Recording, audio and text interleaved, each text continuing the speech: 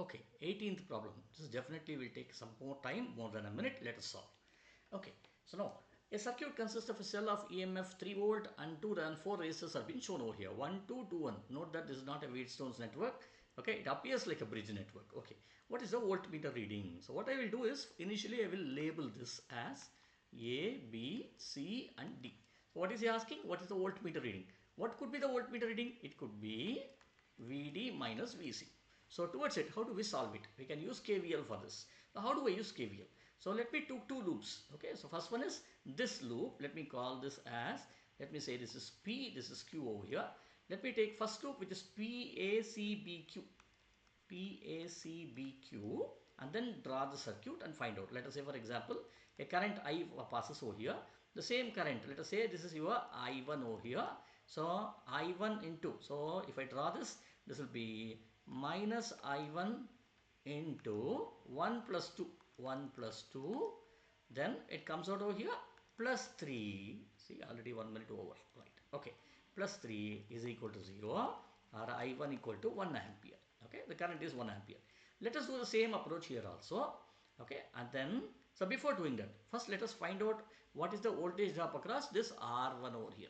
Voltage drop across R1 is V1 is equal to 1 multiplied by 1, I into R, which is 1 volt over here. If 1 volt gets dropped here and there is a 3 volt supply over here in this loop, then that means 2 volt will get dropped over here, right? So at this point, the voltage would be 2 volt over here, okay, with respect to this point, right? Because this is your ground, right? This is your negative terminal or zero potential. So with respect to this 2 volt over here. Now let us apply the same logic here also. Which logic now? Let us take up one more, which is PADBQ. This loop, PADBQ, right? So in this loop, if I take, then once again, this is the current I2 minus I2 into 2 plus 1. Same current passes over here, which is 3 over here. 3 plus, what is the voltage? 3 volt plus 3 is equal to 0.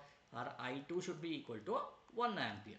So here also same current passes over here, right? I2 equal to 1 ampere. So as a result of it, what is the voltage drop here?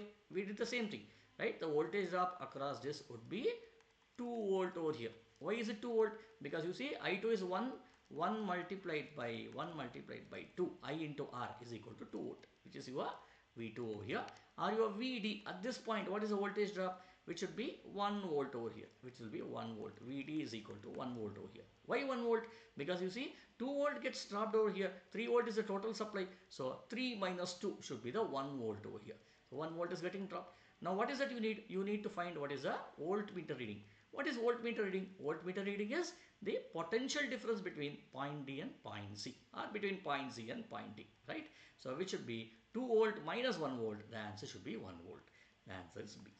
Hope you understand this.